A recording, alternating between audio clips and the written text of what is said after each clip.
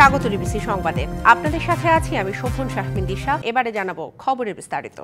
জাতীয় নির্বাচনের আগে কোনোভাবেই স্থানীয় নির্বাচন চায় না বিএনপি। দলটি এও বলছে কোন দল নিষিদ্ধ হবে আর কোন দল নির্বাচনে অংশ নেবে তা নির্ধারণ করবে দেশের জনগণ।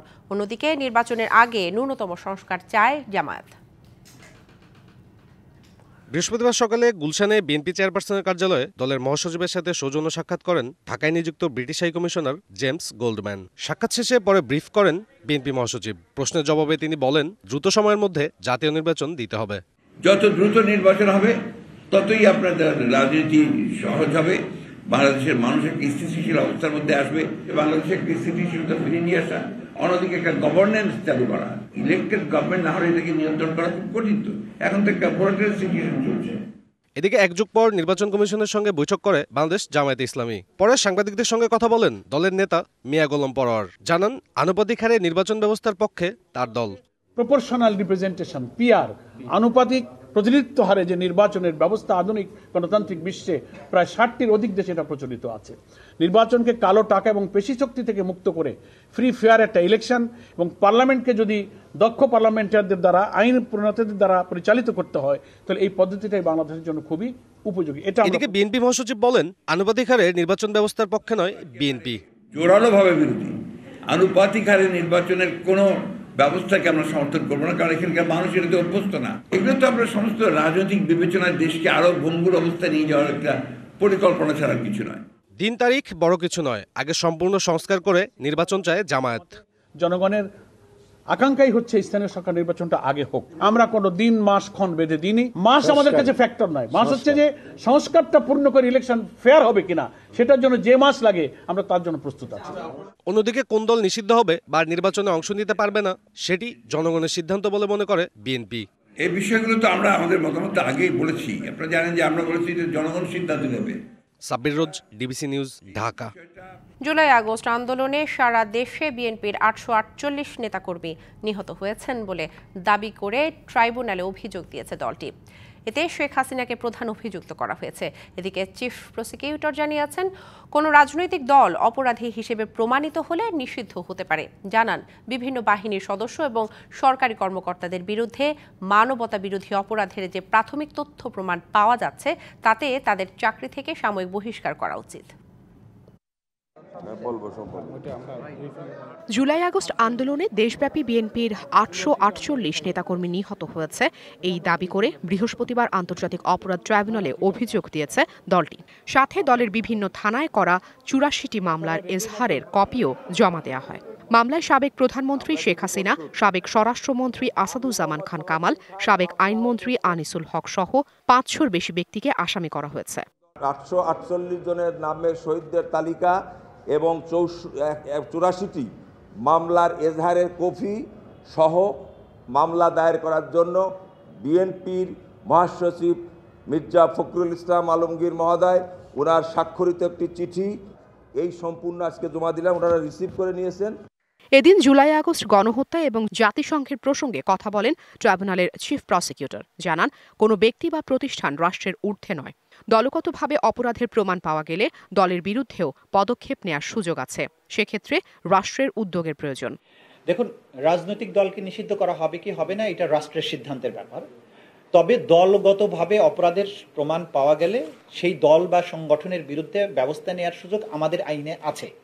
সেক্ষেত্রে দলের বিরুদ্ধে আনুষ্ঠানিক তদন্ত শুরু করা বা অভিযোগ নিয়ে কাজ করার সুযোগ আছে। সেটা ভবিষ্যতে করা হবে কিনা এটা আমরা এখনো সিদ্ধান্ত নেইনি।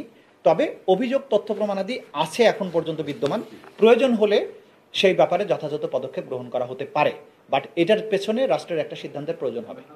জুলাই আগস্ট আন্দোলনে গণহত্যার বিষয়ে জাতিসংঘের প্রতিবেদনকে আদালতে দলিল হিসেবে ব্যবহার করা হবে বলে জানিয়ে তিনি বলেন, মানবতাবিরোধী অপরাধে বিভিন্ন সংস্থা বা বাহিনীর কর্মকর্তাদের বিচার আন্তর্জাতিক অপরাধ ট্রাইব্যুনালে করা সম্ভব। এইটা মানবতা বিরোধী অপরাধের পক্ষে একটা সুস্পষ্ট এবং অসম্ভব জোরালো একটা প্রমাণ। এই প্রমাণটি আন্তর্জাতিক অপরাধ ট্রাইব্যুনালের তদন্ত সংস্থার মাধ্যমে একটা এভিডেন্স হিসেবে ট্রাইব্যুনালে আসবে। এই আইনে মানবতা বিরোধী অপরাধ, গণহত্যা, যুদ্ধ অপরাধ, এই সমস্ত আন্তর্জাতিক আইনের অধীনে যেসব অপরাধ আছে তার বিচার করা যায়। Afrin Anwar, DBC news, Dhaka. RAB বিলুপ্ত, বিজেপিকে শুধু সীমান্তে রাখা সহ বিভিন্ন সুপারিশের বিষয়ে আলোচনা করে সিদ্ধান্ত নেওয়া হবে বলে জানিয়েছেন স্বরাষ্ট্র উপদেষ্টা অবসরপ্রাপ্ত লেফটেন্যান্ট জেনারেল জাহাঙ্গীর আলম চৌধুরী। সকালে বিদেশি নাগরিকদের জন্য অন অ্যারাইভাল এবং ট্রানজিট ভিসা আবেদনের সুযোগ দিয়ে করা অনলাইন অ্যাপ উদ্বোধন শেষে সাংবাদিকদের এসব কথা বলেন তিনি। স্বরাষ্ট্র উপদেষ্টা বলেন, র্যাব বিলুপ্ত করতে জাতিসংঘের সুপারিশকে স্বাগত জানিয়েছে সরকার, তবে তাদের এই প্রস্তাব আলোচনা পর্যালোচনা করে সিদ্ধান্ত নেওয়া হবে। উপদেষ্টা বলেন, এখন থেকে অনলাইনে 10 মিনিটে অন অ্যারাইভাল ভিসা পাবেন বিদেশি নাগরিকরা। 30 দিনের জন্য এই ভিসা দেওয়া হবে। বর্তমানে 14টি দেশের নাগরিকরা বাংলাদেশে অন অ্যারাইভাল ভিসা পেয়ে থাকেন।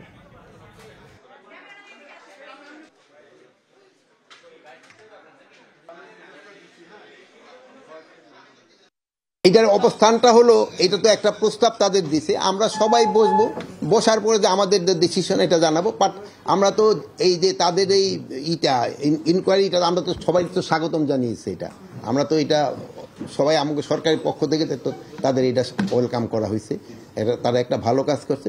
তারপরে আমরা বসে আমরা একটা ডিসিশন নিই। ডক্টর মোহাম্মদ ইউনূসকে সভাপতি করে 7 সদস্যের জাতীয় ঐক্যমত্য কমিশন গঠন করা হয়েছে। এতে সহসভাপতির দায়িত্ব পালন করবেন সংবিধান সংস্কার কমিশনের প্রধান অধ্যাপক আলী রিয়াজ। বুধবার মন্ত্রিপরিষদ সচিব ডক্টর শেখ আব্দুর রশিদের সই করা প্রজ্ঞাপন জারি করা হয়েছে। জনপ্রশাসন সংস্কার কমিশন প্রধান আব্দুল মুঈদ চৌধুরী, পুলিশ সংস্কার কমিশনের প্রধান সফর রাজ হোসেন, নির্বাচন ব্যবস্থা সংস্কার কমিশনের প্রধান ডক্টর বদিউল আলম মজুমদার, বিচার বিভাগ সংস্কার কমিশনের প্রধান বিচারপতি এমদাদুল হক এবং দুর্নীতি দমন কমিশন সংস্কার কমিশনের প্রধান ডক্টর ইফতেখারুজ্জামানকে ঐক্যমত্য কমিশনের সদস্য করা হয়েছে। প্রজ্ঞাপনে বলা হয়, 15 ফেব্রুয়ারি থেকে এই কমিশন কাজ শুরু করবে, আর এই কমিশনের মেয়াদ হবে কাজ শুরুর দিন থেকে 6 মাস।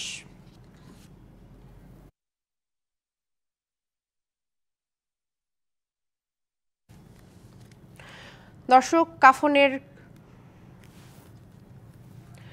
শ্রমিক কল্যাণ ফান্ডের টাকাও লোপাট করেছেন এস আলম।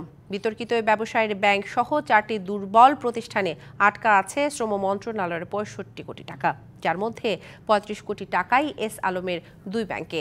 শ্রম মন্ত্রণালয় জানিয়েছে, নানা দেন দরবার করেও আমানত হিসেবে রাখা শ্রমিক কল্যাণ ফান্ডের টাকা ফেরত পাওয়া যাচ্ছে না। বিশ্লেষকরা বলছেন, কার স্বার্থে মন্ত্রণালয় দুর্বল ব্যাংকে আমানত রাখলো তা খতিয়ে দেখা উচিত।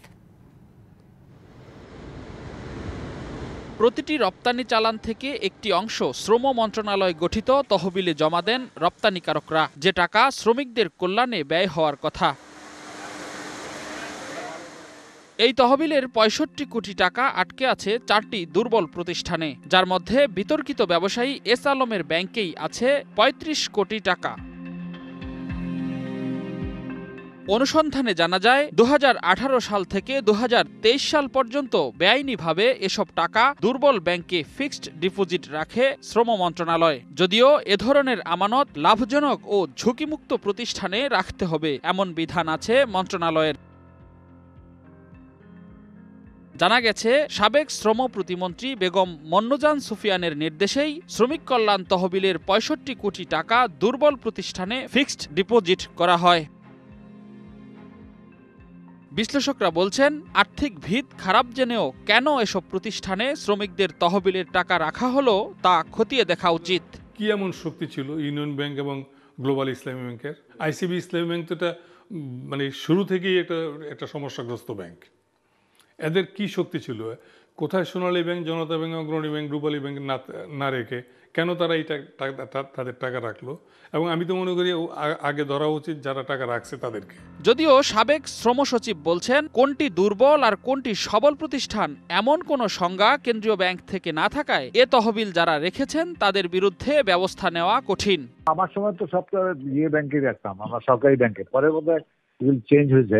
আমার সময় বিভিন্ন প্রাইভেট ব্যাংক থেকে প্রেশার আসছিল, গভর্নমেন্টের একটা রুল আছে, সেট রুল আছে, পরে শুনছি এইটা নাকি আবার ওপেন করে দিছে। যতটুকু শুনছি সরকার থেকে তো কোনোদিন কোনো রিপোর্ট বেরোয় না যে এই ব্যাংক ভালো আর এই ব্যাংক খারাপ। এ বিষয়ে শ্রম সচিব শফিকুজ্জামানের সঙ্গে যোগাযোগ করা হলে তিনি জানান, বারবার ধর্ণা দিয়েও টাকা উদ্ধার করতে ব্যর্থ হওয়ায় বাংলাদেশ ব্যাংকের দ্বারস্থ হয়েছে মন্ত্রণালয়।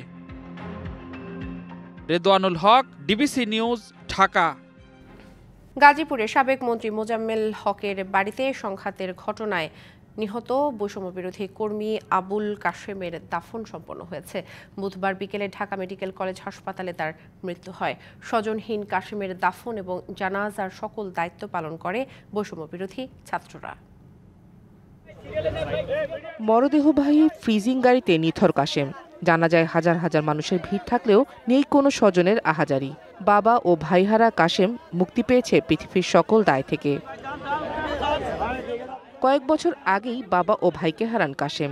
মা অন্যত্র বিয়ে করে চলে যান। একমাত্র বোনের দেখা মেলেনি কোথাও। আপন কেউ না থাকায় বৈষম্য বিরোধী ছাত্র আন্দোলনের কেন্দ্রীয় সদস্য সচিব নিজেই স্বাক্ষর করে কাশেমের মরদেহ গ্রহণ করেন। আমাদের ছাত্র ভাইদের সাথে সে সর্বক্ষণিক কানেক্টেড ছিল।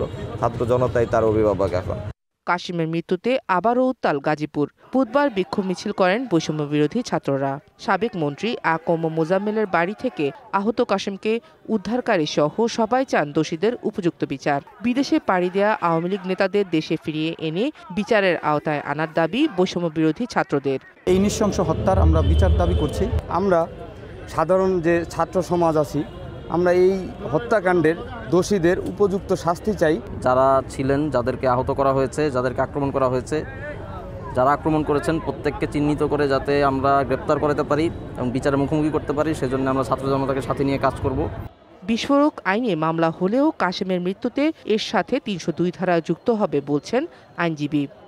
আবুল কাশেম যিনি গতকাল মারা গেছেন, এখন এটার মোটিভ এবং নেচার এটা চেঞ্জ হয়ে যাবে। মামলা ৩০২ যে ধারাটা এটা সংযোজন হবে। প্রকৃত যেই আসামিগুলো তাদেরকে এই আইনের আওতায় আনার জন্য রিমান্ড এখন খুবই অপরিসীম এবং খুবই জরুরি। দুপুরে বোর্ডবাজার এলাকায় তৃতীয় জানাজা শেষে এলাকার কবরস্থানে দাফন করা হবে নিহত আবুল কাশেমকে। DBC news desk. দর্শক, কাফনের কাপড় জড়িয়ে রাজধানীর শাহবাগ অবরোধ করেছেন সরকারি প্রাথমিক বিদ্যালয়ের সুপারিশপ্রাপ্ত সহকারী শিক্ষকরা। জলকামান নিয়ে এসেছেন নিরাপত্তা কর্মীরা। সেখানে আছেন আমাদের সহকর্মী আরিফুল ইসলাম। আমরা সেখানে সংঘর্ষ চলছে, আমরা যতদূর জানতে পেরেছি। আমরা সরাসরি যুক্ত হব সেখানে।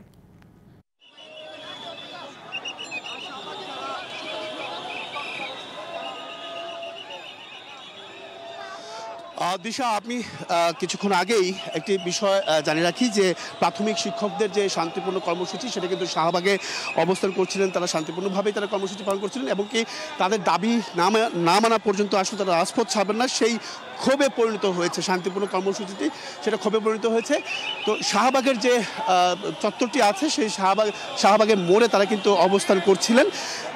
এই ৬,৫৩১ জন শিক্ষক যারা তাদের নিয়োগ যে বাতিল হয়েছে সেই নিয়োগের দাবিতে যাতে করে নিয়োগ আবার পুনর্বহাল হয়, আর তা না হলে প্রথম এবং দ্বিতীয় ধাপে যারা নিয়োগ হয়েছেন তাদের নিয়োগ বাতিল করতে হবে, সেই দাবিতেই কিন্তু তারা এই রাজপথে নেমেছেন। বিশেষ করে শাহবাগ রাস্তাটি অবরোধ করেছেন। সেই শাহবাগ রাস্তাটি অবরোধ করে তারা শান্তিপূর্ণ আন্দোলন কর্মসূচি গ্রহণ করছেন এবং কি আপনি দেখতে পাচ্ছেন যে জল কামানের একটি গাড়ি যান কিন্তু ইতিমধ্যে চলে এসেছে। ইতিমধ্যে সেই বিক্ষোভকারীদের উপর বা আন্দোলনকারীদের উপর যে জল কামান দেওয়া, সেই জল কামান কিন্তু তাই সেই আন্দোলনকারীদের উপরে সেই জল কামানটি পানি দিয়ে তাদেরকে ছত্রভঙ্গ করে দেওয়া যে চেষ্টা, সেটা আইনশৃঙ্খলা বাহিনীর পক্ষ থেকে নেওয়া হয়েছে। যেহেতু আপনি এমনকি আন্দোলনকারী যারা আছেন, বিশেষ করে নারী যারা যে শিক্ষকগুলো রয়েছেন প্রাথমিক সরকারি শিক্ষক, তারা কিন্তু এখানে কিন্তু তারা আছেন। এখন কি সেখানে যে আন্দোলন, সেই আন্দোলনের দাবিতে তারা কিন্তু বরাবরই বলে আসছিল সেই আজকে ৮তম দিন, সেই ৮তম দিনে তারা আসলে ক্ষোভে পরিণত হয়েছে। কারণ তাদের যে সংশ্লিষ্ট যে আছেন বা যারা আছেন তাদের পক্ষ থেকে কোনো ধরনের সমাধানের আশ্বাস আসেনি বিধায় তারা কিন্তু এই শান্তিপূর্ণ কর্মসূচি থেকে তাদের যে রাস্তা অবরোধ করে আন্দোলন করার যে বিষয়টি সেটা কিন্তু মাথায় চলে এসেছে। এখন দেখতে পাচ্ছেন যে আন্দোলনকারী যারা আছেন, বিশেষ করে নারী যারা এখানে অবস্থান করছেন, সেই নারী আইনশৃঙ্খলা বাহিনী বা পুলিশ কর্মকর্তাদের মাধ্যমে তাদেরকে ছত্রভঙ্গ করে দেওয়ার যে চেষ্টা সেটা কিন্তু আমরা দেখতে পাচ্ছি। সেখানে আসলে কাপড় পরিধান করে তারা কিন্তু এই আন্দোলনে অংশ নিয়েছিলেন। তারা বিভিন্ন জায়গায় তারা গিয়েছেন। তাদের যে প্রতিশ্রুতি বা তাদের যে দাবি, সে দাবি আসলে না মানা পর্যন্ত তারা কিন্তু এই কর্মসূচি তারা করে যাবেন। আইনশৃঙ্খলা বাহিনীর পক্ষ থেকে ছত্রভঙ্গ ইতিমধ্যেই করে দেওয়া হয়েছে রাস্তা পরিষ্কার রাখার জন্য, যাতে করে যান চলাচল স্বাভাবিক থাকে। সেই প্রেক্ষিতেই কিন্তু তারা আসলে পিছু পা লড়বেন না। এখানে আরেকজনকে দেখা যাচ্ছে, প্রত্যেকেই তাদেরকে কিন্তু টেনে হেঁচড়ে নিয়ে যাওয়া হচ্ছে। সেখানে আপনি দিশা যেটা আমি একটু বলতে চাই, আমরা যেটা বলতে চাই যে এই আন্দোলনের মূল যে বিষয়টি সেটা হচ্ছে টানা ৮ম দিনের মতো এই শিক্ষক হিসেবে যোগদানের দাবিতে অবস্থান কর্মসূচি পালন করছিলেন। প্রাথমিক বিদ্যালয় সুপারিশ প্রাপ্ত হয়েও হাইকোর্টের আদেশ নিয়োগ স্থগিত হওয়া শিক্ষকরা কিন্তু এই ধরনের যে দাবি দেওয়ার নিয়ে যে আন্দোলন, সেই আন্দোলনে তারা কিন্তু ৮ দিন আগে তারা এই শাহবাগে নেমেছিলেন। বিশেষ করে এই জাদুঘরের সামনে কিন্তু তারা কাফনে কাপড় পরে অবস্থান নিয়েছিলেন শান্তিপূর্ণভাবেই নিয়োগ প্রত্যাশীরা। এই সময় তারা যে বিষয়টি আমাদের সাথে বলেছেন, নিয়োগ হয়েছিল 2023 সালের বিধিমালা অনুযায়ী। একটু যদি আমি কাছে থেকে একটু দেখাতে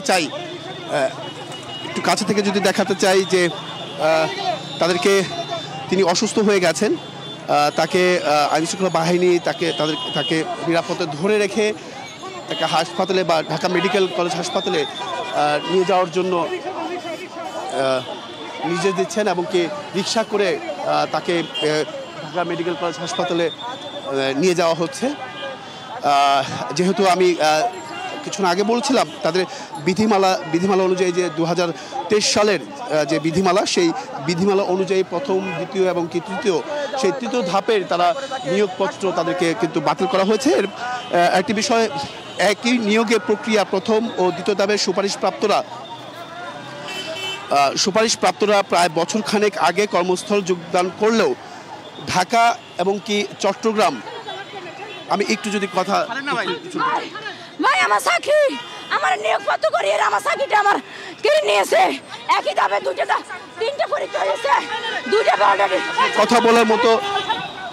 কথা বলার মতো পরিস্থিতি নেই। তাকে আরেকজনকে পুলিশের হেফাজতে নিয়ে যাওয়া হচ্ছে। যদি একটু দেখাতে চাই,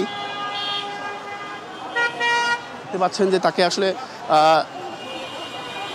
পুলিশ কর্মকর্তা এখানে, আমি অপরদিকে আরেকটু দেখাতে চাই যে জলকামান যে ব্যবহার করা হচ্ছে, কারণ তারা কিন্তু আসলে রাস্তা থেকে সরে যাচ্ছেন না, তারা সেখানে অবস্থান করছেন। তাদের উপরে যে জলকামান প্রয়োগ করার পরেও বা জলকামানের মাধ্যমে তাদেরকে এই রাস্তা অবরোধ থেকে সরে দেওয়ার জন্য যে চেষ্টাটা, সেটা কিন্তু করে যাচ্ছেন। তারপরেও আসলে তাদের যে দাবি, সেই দাবি আদায় না হওয়া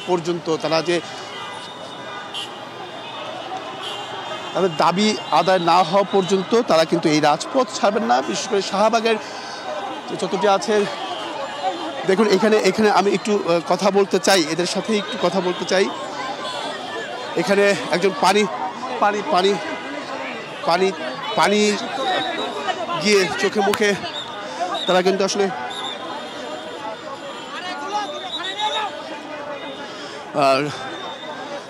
সড়কের উপরেই কিন্তু তারা বসে পড়েছেন। কেউ আহত অবস্থায় তারা আহত হয়েছেন, অনেকেই পানি চোখে মুখে বা মুখে গিয়ে কিন্তু তারা এমন একটি পরিস্থিতি তৈরি হয়েছে। আপনি দেখতে পাচ্ছেন যে 3 জন এই সড়কের উপর তারা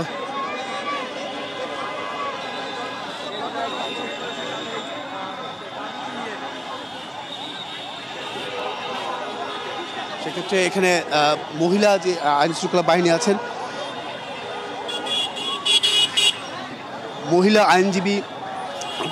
মহিলা আইনশৃঙ্খলা বাহিনী যারা আছেন সদস্যরা, পুলিশ সদস্যরা, তারা কিন্তু এই 3 জনকে আসলে মেডিকেলে বা চিকিৎসার জন্য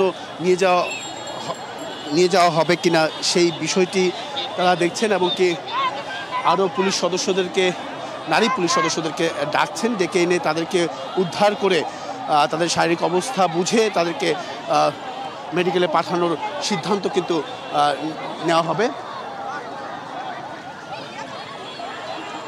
আর এখানে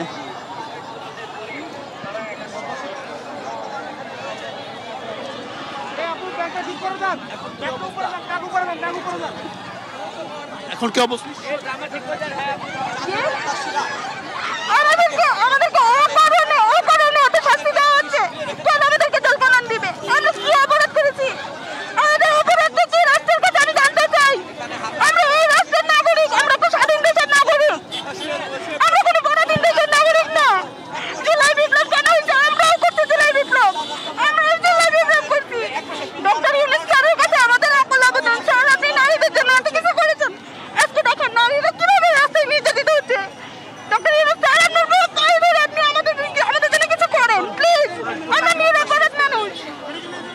দিশা মূলত হচ্ছে এখানে একটা যে বিষয়, তারা কিন্তু 8 দিন ধরে এখানে আছেন। বিশেষ করে অনেকের পরিবার সদস্য বাচ্চারা যারা আছেন তারা দেখুন এখানে পুলিশ নারী সদস্যরা, তারা যে নারী আন্দোলনকারী যারা আছেন তারা কিন্তু এখান থেকে বিশেষ করে এই সড়কটা অবরোধ যাতে না করা হয় সেই দিক থেকে চিন্তা করে কিন্তু তাদেরকে এখান থেকে সরিয়ে নিয়ে যাওয়া হচ্ছে। পরবর্তীতে হয়তো বা তাদেরকে শান্তিপূর্ণ যে কর্মসূচি তারা যে চালিয়েছিলেন বা বিগত দিনগুলোতে তারা যে অবস্থান কর্মসূচি পালন করেছিলেন এই শাহবাগের জাদুঘরের সামনে, সেখানে হয়তো বা এখান থেকে আইনশৃঙ্খলা বাহিনীর পক্ষ থেকে যে বিষয়টি আমরা জানতে পেরেছি যে তাদেরকে সেখানে থাকতে বলা হয়েছিল। কিন্তু পরবর্তীতে আসলে যে জিনিসটা যে 8তম দিনেও কোনো ধরনের সমাধানের আশ্বাস থাকার কথা কেউ আসলে তাদের কাছে আসেনি, এসে তাদের সমাধানের কথা কিন্তু নিশ্চিত করে যায়নি। তাই তারা সরকারের পক্ষ থেকেও কিন্তু আশ্বস্ত পেয়েছে, কিন্তু সেটা তো তারা আস্থা হারিয়ে ফেলেছেন। তারা চাচ্ছেন যে তাদের দাবি যতক্ষণ না পর্যন্ত পূরণ না হবে তারা রাজপথে এই ধরনের কর্মসূচি পালন করে যাবেন। তো এই ছিল এখান থেকে দিশা, সবশেষ দিশা। দর্শক, আপনারা রাজধানী শাহবাগ মোড়ে আমরা এতক্ষণ যুক্ত ছিলাম। আরিফ, বিস্তারিত দেখানো এবং জানানোর জন্য আমাদের অনেক ধন্যবাদ আপনাকে।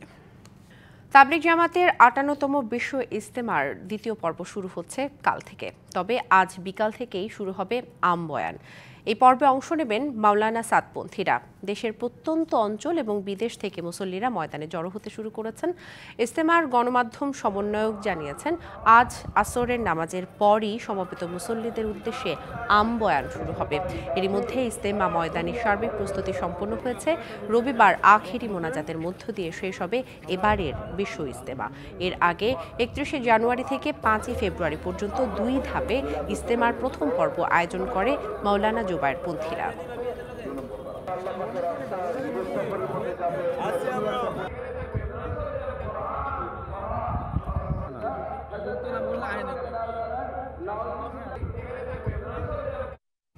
রাশিয়া ইউক্রেন যুদ্ধ কি বিরতির পথে এগোচ্ছে? এখন এটাই বড় প্রশ্ন। এই পথে অন্যতম ভূমিকা পালন করছেন মার্কিন প্রেসিডেন্ট ডোনাল্ড ট্রাম্প। তিনি রাশিয়ার প্রেসিডেন্ট ভ্লাদিমির পুতিন এবং ইউক্রেনের প্রেসিডেন্ট ভলোদিমির জেলেনস্কির সাথে প্রায় 2 ঘন্টা কথা বলেছেন ফোনে। ট্রাম্প দাবি করছেন 2 দেশের প্রেসিডেন্টই সম্মত হয়েছেন যুদ্ধবন্ধে। স্থানীয় সময় বুধবার রাশিয়ার প্রেসিডেন্ট পুতিন ও ইউক্রেনের প্রেসিডেন্ট জেলেনস্কির সাথে ফোনে কথা বলেছেন যুক্তরাষ্ট্রের প্রেসিডেন্ট ডোনাল্ড ট্রাম্প। নিজের সামাজিক মাধ্যম ট্রুথে দেওয়া পোস্টে ট্রাম্প জানান, ইউক্রেনের যুদ্ধ, মধ্যপ্রাচ্য, জ্বালানি, কৃত্রিম বুদ্ধিমত্তা, ডলার ও অন্যান্য বিষয় নিয়ে রুশ প্রেসিডেন্টের সাথে আলোচনা হয়েছে। দীর্ঘদিনের শীতল সম্পর্ক দূরে ঠেলে হোয়াইট হাউস আর ক্রেমলিনের মধ্যে যোগাযোগ শুরু হয়েছে। পুতিনের সাথে ট্রাম্পের দেখা হবে এমন আশাও করা হচ্ছে। পুতিনের সাথে 1.5 ঘন্টার ফোনালাপ হয় ট্রাম্পের। এর পুরোটা জুড়েই ছিল রাশিয়া ইউক্রেন সংঘাত প্রসঙ্গ। ট্রাম্প জানান, ইউক্রেন যুদ্ধ বন্ধে আলোচনা শুরু হতে পারে। এ নিয়ে একমত হয়েছেন 2 প্রেসিডেন্ট। পুতিনের পর ট্রাম্প কথা বলেন জেলেনস্কির সঙ্গে। এ নিয়ে জেলেনস্কি জানান, যুদ্ধবন্ধ ও শান্তি প্রতিষ্ঠায় একটি স্থায়ী সমাধানে মার্কিন প্রেসিডেন্টের সাথে কাজ শুরু করেছেন তিনি। এদিকে ইউরোপের মিউনিখ নিরাপত্তা সম্মেলনে যোগ দিতে যাচ্ছেন মার্কিন ভাইস প্রেসিডেন্ট জেডি ভ্যান্স ও secretary of state Marco Rubio. সেখানে জেলেনস্কির সঙ্গে সাক্ষাৎ করবেন তারা। নির্বাচনী প্রচারের সময় রাশিয়া ইউক্রেন যুদ্ধ বন্ধে উদ্যোগ নেবেন এমন প্রতিশ্রুতি দিয়েছিলেন ট্রাম্প। আর পুতিন জেলেনস্কির সাথে ফোন আলাপে এই পথেই আরেক ধাপ এগিয়ে গেলেন মার্কিন প্রেসিডেন্ট। সানজিদা ইসলাম তন্নি, ডিবিসি নিউজ ডেস্ক। ট্রাম্পের এক কলমের খোঁচায় ইউএসএআইডির সহায়তা স্থগিতের পর প্রভাব পড়েছে এইচআইভি, পোলিও, ম্যালেরিয়া টিকার উন্নয়ন গবেষণা, নবজাতকদের পুষ্টি ক্লিনিক সহ নানা প্রকল্পে। এতে ক্ষতির মুখে পড়েছে বিশ্বের অন্তত 50টি দেশ। এ ঘটনায় উদ্বেগ জানিয়ে অন্য কোনো সমাধান না আসা পর্যন্ত সহায়তা চালুর আহ্বান জানিয়েছে বিশ্ব স্বাস্থ্য সংস্থা। দ্বিতীয় মেয়াদে ক্ষমতা গ্রহণের পরপরই উন্নয়ন সংস্থা ইউএসএআইডি সহ দেশটির প্রায় সব বিদেশি সহায়তা কার্যক্রম সাময়িকভাবে স্থগিতের নির্দেশ দেন মার্কিন প্রেসিডেন্ট ডোনাল্ড ট্রাম্প। আর তাতেই বেঁধেছে বিপত্তি। বিশ্বজুড়ে স্বাস্থ্যসহ আমেরিকার সহায়তার উপর নির্ভরশীল নানা খাতে নেমে এসেছে বিপর্যয়। এই সিদ্ধান্তের পেছনে ট্রাম্পের যুক্তি, ইউএসএআইডি অযোগ্য এবং দুর্নীতিগ্রস্ত। সম্প্রতি সংস্থাটির বহু কর্মীকে ছাঁটাই করা হয়েছে। ইউএসএআইডির সহায়তা স্থগিতের ঘোষণার পর প্রভাব পড়েছে ম্যালেরিয়া টিকার উন্নয়ন গবেষণা কর্মসূচিতে। বিশ্বের বিভিন্ন প্রান্তে বন্ধ হয়ে যাচ্ছে নবজাতকদের পুষ্টি ক্লিনিক সহ নানা ধরনের সহায়তা কার্যক্রম। এ নিয়ে উদ্বেগ জানিয়েছে বিশ্ব স্বাস্থ্য সংস্থা। জেনেভায় ভার্চুয়াল প্রেস কনফারেন্সে অন্য কোনো সমাধান না পাওয়া পর্যন্ত ট্রাম্প প্রশাসনকে সহায়তা তহবিল চালুর বিষয়টি বিবেচনার আহ্বান জানিয়েছেন সংস্থাটির মহাপরিচালক তেদ্রোস আধানম গেব্রিয়েসাস। বলেন, 50টি দেশে এইচআইভি চিকিৎসা ও অন্যান্য সেবা ব্যাহত হয়েছে। মার্কিন সরকার এমন কিছু পদক্ষেপ নিয়েছে যা আমাদের উদ্বেগ বাড়িয়ে দিয়েছে। বিশ্ব স্বাস্থ্যের উপর মারাত্মক প্রভাব ফেলেছে। অন্তত 50টি দেশে এইচআইভি, পোলিও, এমপক্স এবং বার্ড ফ্লু মোকাবিলায় চলমান নানা কর্মসূচি প্রভাবিত হয়েছে। ক্লিনিকগুলো বন্ধ করে দেওয়া হয়েছে এবং স্বাস্থ্যকর্মীদের ছুটিতে পাঠিয়ে দেওয়া হয়েছে। 50 বছরেরও বেশি সময় ধরে বাংলাদেশ সহ বিশ্বের বিভিন্ন দেশে জনস্বাস্থ্য, শিক্ষা, জ্বালানি, পরিবেশ, খাদ্য নিরাপত্তা, প্রাকৃতিক দুর্যোগ মোকাবিলা সহ বিভিন্ন ক্ষেত্রে সহায়তা দিয়েছে যুক্তরাষ্ট্র। Mousumi Shanta, DBC news desk. ICC champions ট্রফিতে অংশ নিতে রাতে দুবাই যাবে টাইগাররা। রাত 1টায় ফ্লাইট বাংলাদেশ জাতীয় ক্রিকেট দলের। চ্যাম্পিয়ন্স ট্রফিতে যাওয়ার আগে গতকালই শেষবার দেশের মাটিতে অনুশীলন করেছে শান্ত মিরাজরা। চ্যাম্পিয়ন্স ট্রফির মূল আয়োজক পাকিস্তান হলেও ভারতের কারণে ম্যাচ হবে আরব আমিরাতের দুবাইতেও। সেই ভারতের বিপক্ষেই বাংলাদেশের চ্যাম্পিয়ন্স ট্রফির প্রথম ম্যাচ 20 ফেব্রুয়ারি। যদিও এর একদিন আগেই শুরু হবে টুর্নামেন্ট। টিম ইন্ডিয়ার বিপক্ষে প্রথম ম্যাচ খেলে বাংলাদেশ দল চলে যাবে পাকিস্তানের রাওয়ালপিন্ডিতে। সেখানে আছে আরও দুই ম্যাচ। 24 ফেব্রুয়ারি টাইগারদের প্রতিপক্ষ নিউজিল্যান্ড। 2 দিনের বিরতি দিয়ে গ্রুপ পর্বের শেষ ম্যাচে শান্তদের প্রতিপক্ষ পাকিস্তান।